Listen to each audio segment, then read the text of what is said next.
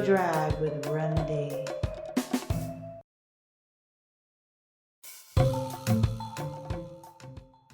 In the summer of 2019, British-born wordsmith Elvis Costello was awarded an OBE, the title of Officer of the Order of the British Empire, for his contribution to music. Gracious to a fault, Mr. Costello wrote on his website how he was happy to accept this, quote, surprising honor, adding at the end of a very thoughtful response that, quote, to be honest, I'm pretty tickled to receive this acknowledgement for the services to music, as it confirms my long-held belief nobody really listens to the words in songs.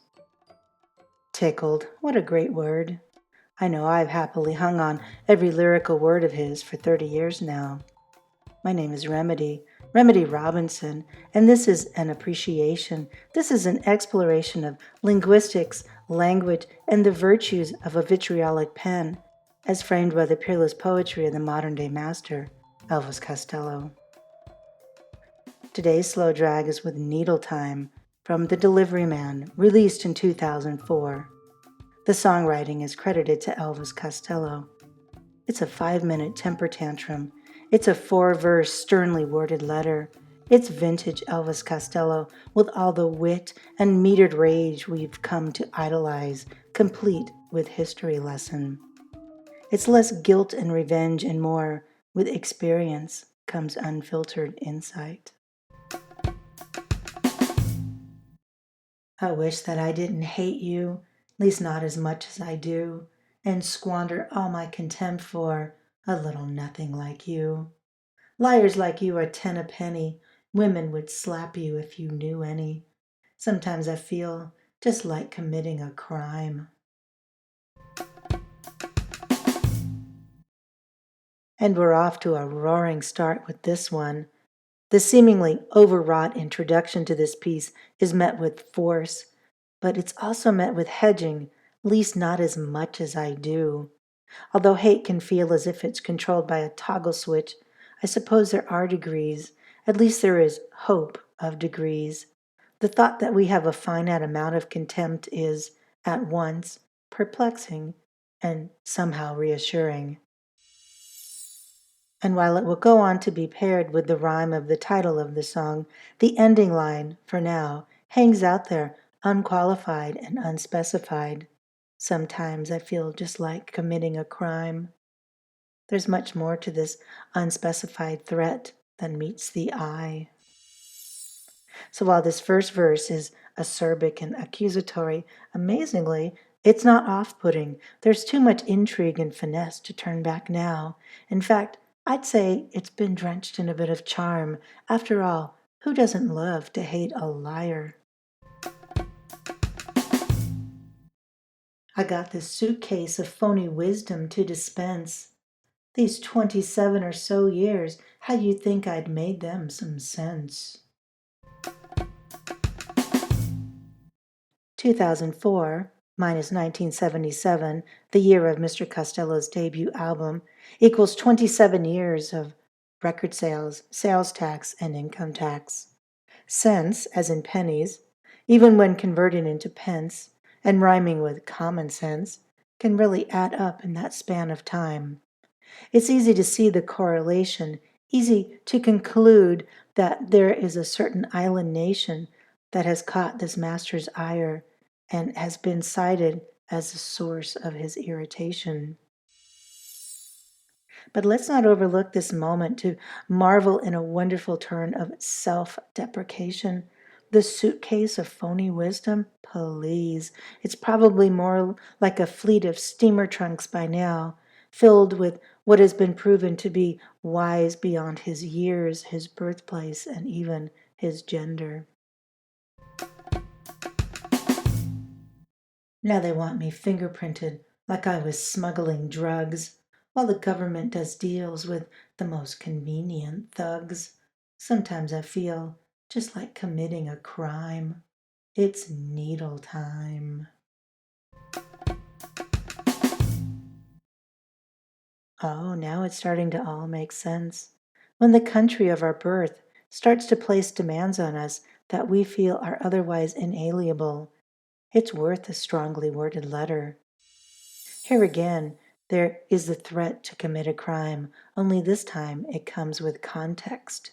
Needle time.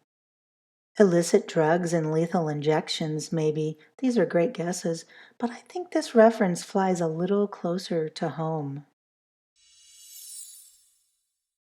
Named for the gramophone stylus that rests in the grooves of a vinyl record, needle time restricted the number of hours that commercially recorded music could be transmitted over BBC airwaves, and a 24-hour period was typically only 5 hours.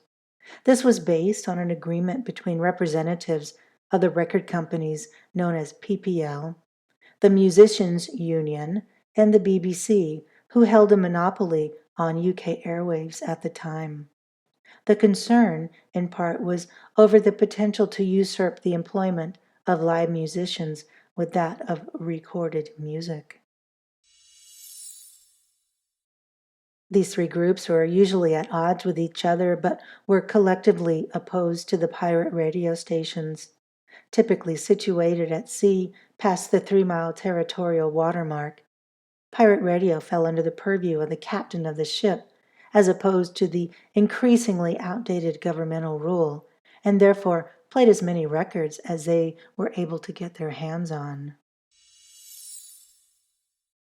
The Marine and Broadcasting Offensive Act of 1967 outlawed these pirate operations and led to the inception of Radio 1 with the promise of 2 extra needle time hours.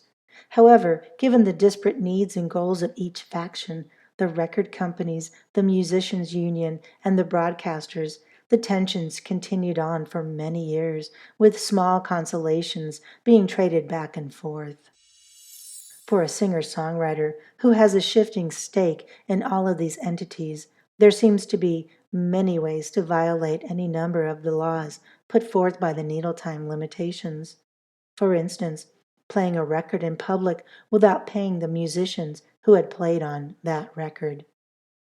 The restraint shown in not committing a crime such as this, given the burst of anger this piece captures, is commendable.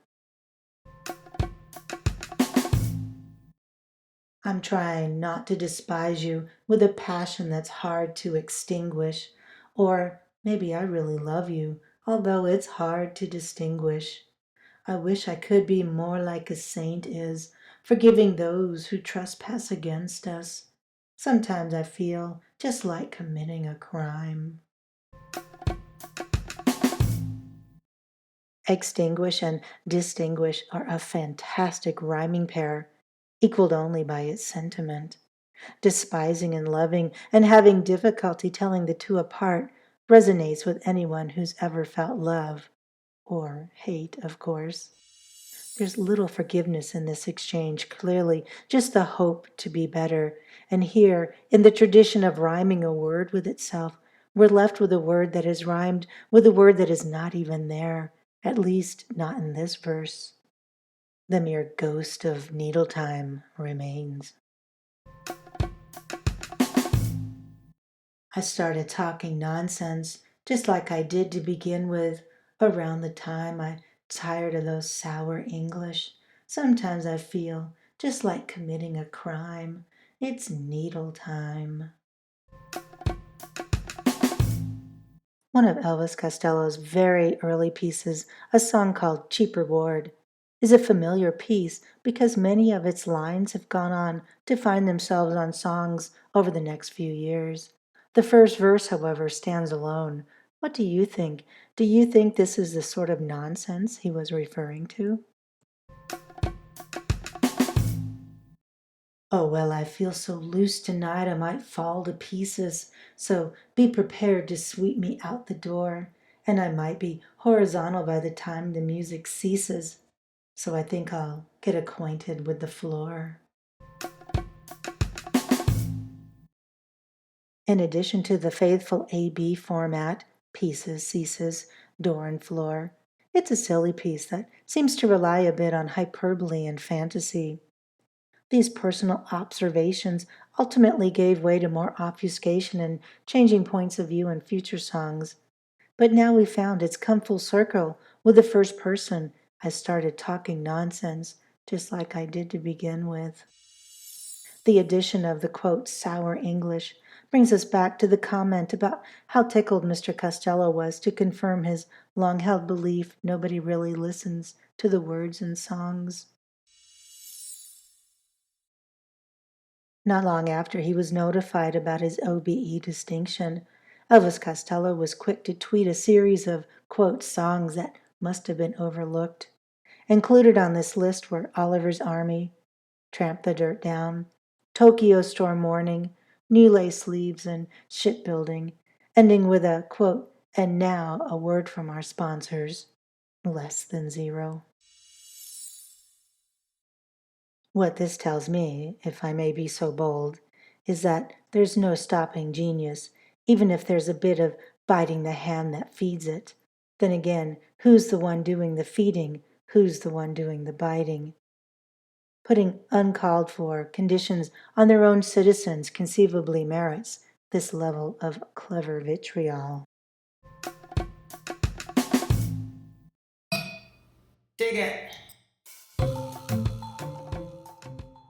Again, this has been a slow drag with Needle Time from 2004's The Delivery Man. It's a measured piece of palpable irritation. Better an empty house than an ill tenant, so the saying goes. By the end of Needle Time, maybe he's said his piece and is ready to move on to the next point of business, to the next piece of wisdom to dispense. It's just a bit of weary insight bestowed upon the world.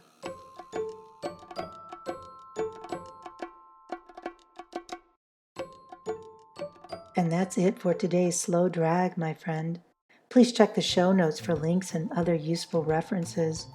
In particular, I highly recommend the article The Musicians' Union, A History 1893 to 2013 for more information about the intricacies of Needle Time. Also, please refer to episode 16 of Slow Drag with Remedy. I might recite a small prayer.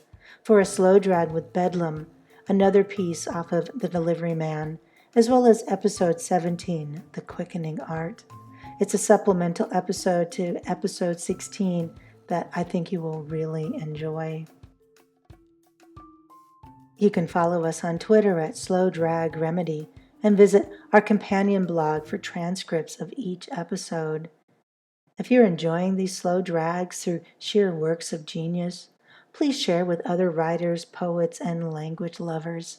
Thank you so much for joining me. It means the world. So, until next time, adieu, my little ballyhoo. Slow drag with Remedy.